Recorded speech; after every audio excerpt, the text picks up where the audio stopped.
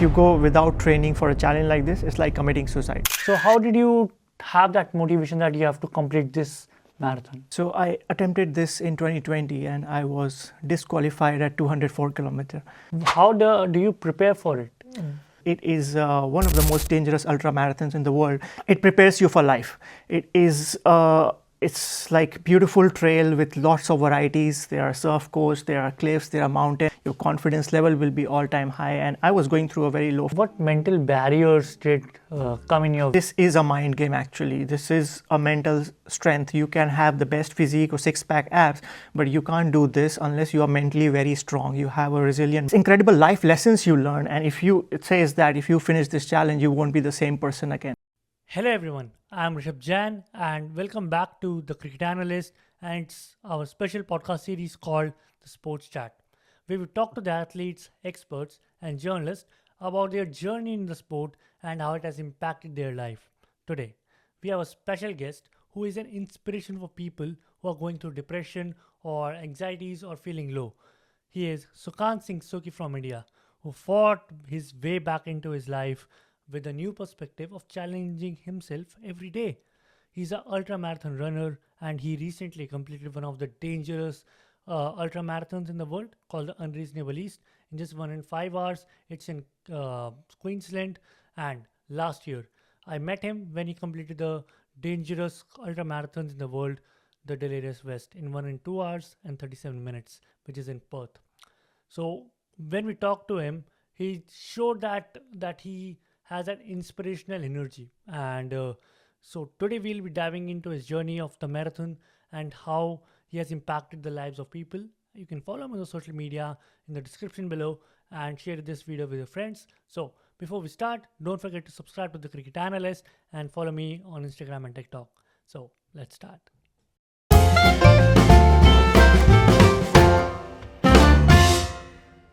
Hello everyone, and today we have Sukant Singh Suki with us in our first episode of Sports Chat.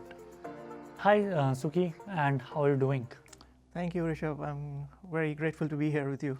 Yeah. Recently you finished and I would say completed one of the world's hardest marathon, the Delirious West. It's a 350 kilometer marathon and you completed it in 1 and 2 hours and 27 minutes. So how did you think of taking that challenge? Because nowadays we don't even think of taking like a kilometer run because we are too tired or like too scared to take that jump. So how did you have that motivation that you have to complete this marathon? Yeah, it's a very interesting question. And so I attempted this in 2020 and I was disqualified at 204 kilometers. I was heartbroken actually, and I was thinking, I'm a failure, I can't do it. So I had to do this again. And in 2020, just after the event, the pandemic happened. And so 2 years the event didn't happen. So finally I did in 2023. And I want to tell you about this event, what it is, because it is one of the most dangerous ultra marathons in the world. But it's such a great community building event because it prepares you for life.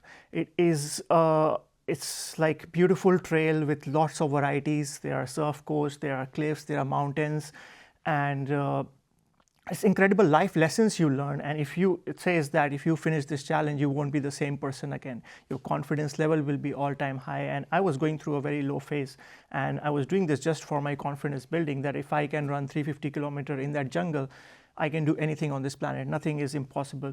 So I trained really hard for this challenge, and this time I was able to finish in 102 hours and 27 minutes. And the biggest challenge was 4 nights without sleep, because most people can't imagine that. And worst case, you will die there and nobody will know. It's a very isolated place.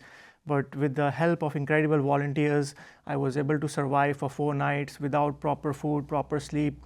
And I was able to finish this. And it's such an incredible, it's going to stay with you for the rest of your life. So I'm really grateful to God and to all the good karmas I did, and connect to nature, and there were wildlife, everything which is finally helped me and supported me to finish this challenge. Yeah. So how did you prepare for this marathon? Because you said that in your previous interviews that you took 6 months to prepare for this marathon. So like, how do you prepare for it? It's you need 6 months at least to train for such a challenge like this. And I had written in my room 350 kilometer. I'm running February 8 to 12, 2023, and I had this vision. So the 6 months training was first step was losing 11 kilos. I lost 11 kilos in a period of 3 to 4 months. Very strict diet I had, eating just 6 o'clock dinner.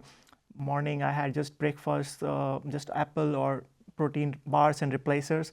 That's what I had for the food. And then there was swimming once a week, training at Upper Frontry Gully twice a week, in training, doing circuit training in the gym, and cycling. So I did a lot of stuff, and it all helps you. It eventually helped me to prepare for this challenge.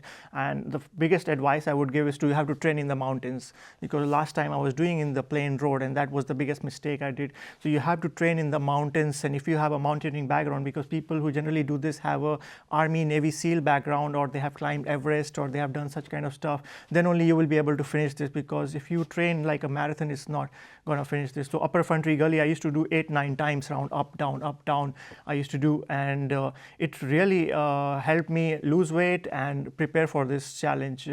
So yeah, you need 6 months of training at least for this.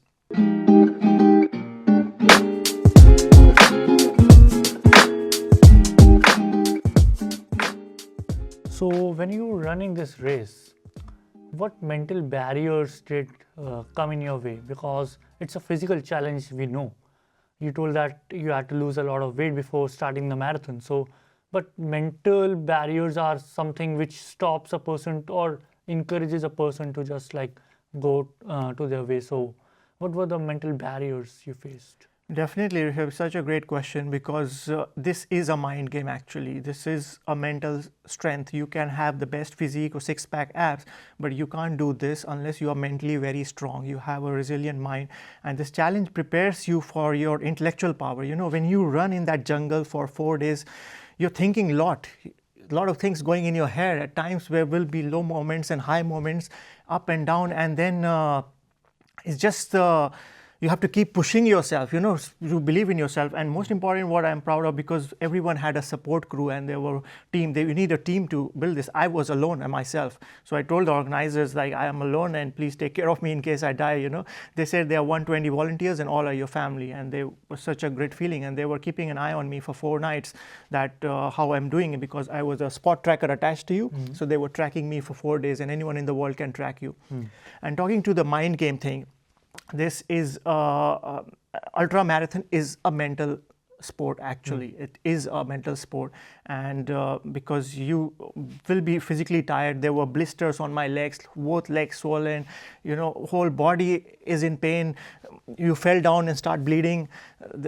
It's worst case you can get a snake bite, which a lady stepped on the snake in front of me. So there could be various challenges, but how you objectify the pain and then how you push yourself beyond your limits, that is what this game prepares you for.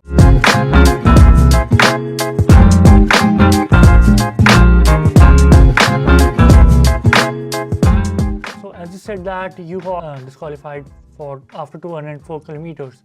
Why is that? Like, what was the disqualification? Yeah, so in 2020, I attempted this and I was not prepared for this challenge. I know this very well because this needs training. And if you go without training for a challenge like this, it's like committing suicide. So this time I'm grateful I trained well, because last time I was not prepared. I didn't knew how dangerous this is, what I'm about to do. So there are cutoffs for every checkpoints. Okay. And I reached a sleeping bay, peaceful bay sleep station, and I was late by just 10 minutes, and they disqualified me. I was heartbroken that I invest so much in this, and then I'm failing and everything. And the biggest problem I had was I ran out of water. That's the lesson I learned from that failure, that you can live without food, but without water in that jungle, when there's 30 degrees or 35 degrees, you will die out there. So the water I was carrying this time, enough 2 liter in my hand, 1 liter in my backpack, and then there were stations I keep filling it. I kept coconut water, electrolytes. A lady I met in Melbourne, she left a note on me: drink a lot of electrolytes, Suki. Yeah, that's the golden rule. Electrolytes, so much important. You have to keep filling up, because without that you will die there, you know. And I remember I was last time I had some dry fruits, which is not even important. Food, like you need some jelly bells, but water is more important. Yeah. And that dry fruit got stuck on my throat, and then I was struggling, no water. I went to the beach to drink water, just there, and I wasted a lot of time there. And there are also big challenge in this that you can get easily lost. So there is a map with you, which you're following, and the organizers can see you that where are you, but if you get lost and roam again, you will waste a lot of time. So there is a cutoff for every checkpoint. If you don't pass that, you are disqualified. So this year, I think around 25 athletes got disqualified or some DNF because something happened, and so it is very normal. Like worst case, bushfire can happen, snake bite can happen, you can injure yourself very badly. So little bit of luck also you need in this challenge. No matter you train so much, 1% luck you need. Thank you everyone for watching this show, and thank you Suki for joining us. Thank you.